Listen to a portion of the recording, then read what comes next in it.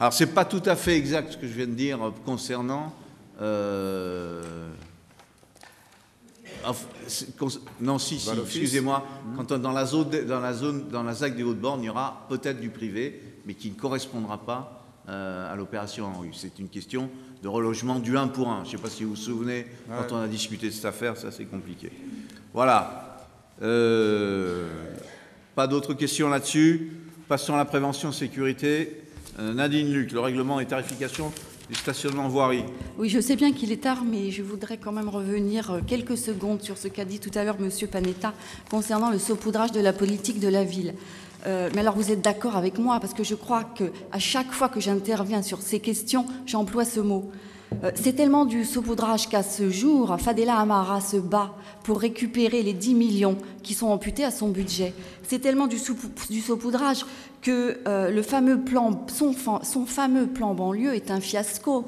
Qu'a-t-il apporté au quartier? Qu'a-t-il apporté aux jeunes qui cherchent du travail? Qu'a-t-il apporté aux familles qui sont dans des difficultés financières importantes? Voilà, c'est tout ce que je voulais dire. Maintenant, je passe au stationnement. Allez, stationnement. Nous nous sommes engagés depuis 2 ans maintenant dans un plan global de stationnement qui s'étale sur 5 ans. L'objectif étant, dans le cadre du renouvellement urbain, de se réapproprier une gestion efficace de ce stationnement. Ce plan nécessite un important investissement pour les travaux de rénovation et de sécurisation des parkings. Il comprend un système de gestion centralisé et de vidéosurveillance que nous avons voté ici même il y a quelques mois, ainsi que le remplacement et le rachat de nouveaux eurodateurs de nouvelle génération à énergie solaire. Ce plan entre maintenant en phase opérationnelle.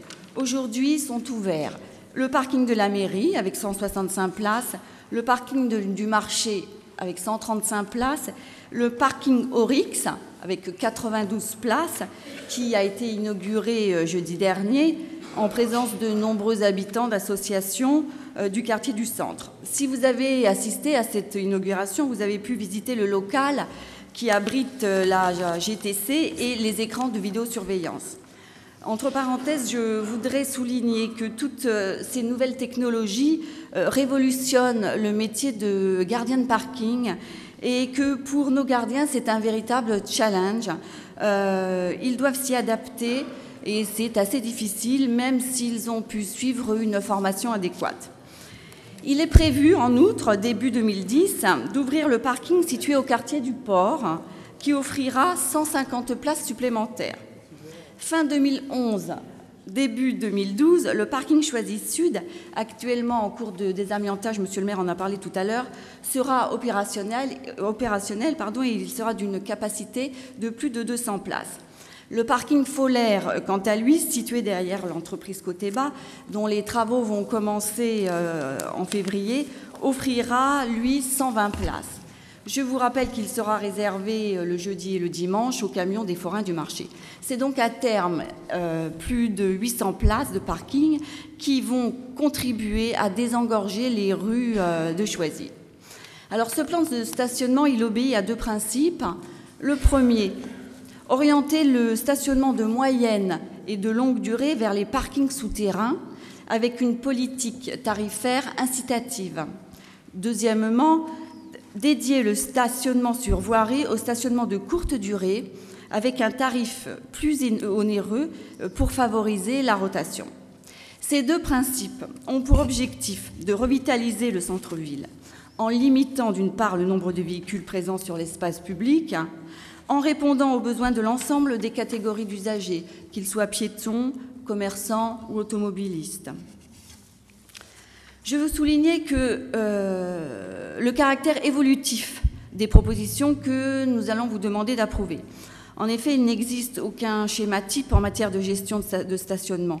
Ce sont les réalités locales qui dictent les propositions.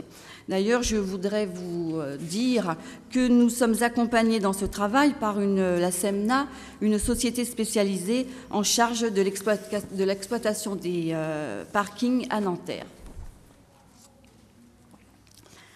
Pour les parkings couverts, la tarification horaire est identique pour les 3 parkings, mairie, marché et Oryx.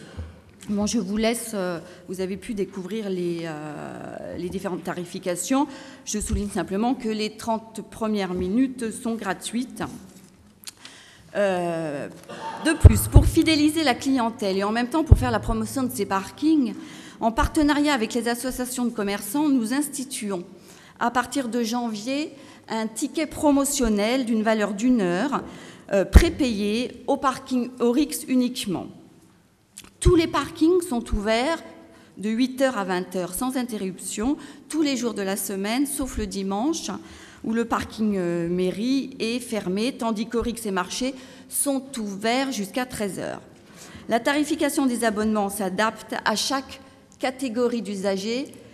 Ça a été une volonté très forte du service. L'abonnement standard au titre de l'inflation passera de 53 € depuis 2007 à 55 € au 1er janvier prochain. Nous proposons en plus de mettre en place un tarif spécifique pour les sociétés dont le tarif sera majoré de 20% puisqu'elles récupèrent la TVA. Pour les autres structures ou groupes, un tarif dégressif sera appliqué selon la quantité d'abonnements.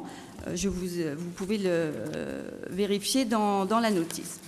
En ce qui concerne maintenant le stationnement sur voirie, aujourd'hui, 10 rues ou avenues sont concernées par ce stationnement payant. Cette zone, d'ailleurs, est appelée à être élargie dans les mois à venir. La tarification appliquée depuis mars dernier, mars 2009, n'augmentera donc pas. Elle était arrivée en même temps que les nouveaux eurodateurs. Le moyen de paiement sera double, ou carte bancaire ou carte ville prépayée, qui pourra être achetée en chèque ou en espèces auprès de la mairie. Cette carte ville entrera en vigueur courant janvier. Pour permettre une plus grande rotation des véhicules, nous vous proposons de réduire la durée maximale à 2 heures. Aujourd'hui, elle est fixée à 2h30. Les tarifs seront gratuits entre 12h et 14h le dimanche, les jours fériés et pendant tout le mois d'août. Alors voilà, l'augmentation du nombre de places de stationnement offertes, l'individualisation des tarifs, la diversification des modes de paiement sont autant d'outils au service d'une gestion du stationnement efficace. C'est un enjeu qui est important et qui va conditionner la réussite de l'amélioration de la qualité de la vie dans le centre-ville. C'est pourquoi je vous demande d'approuver tout ce que je viens de dire. Oh là. Bien. Je crois que c'est Monsieur Lanoé.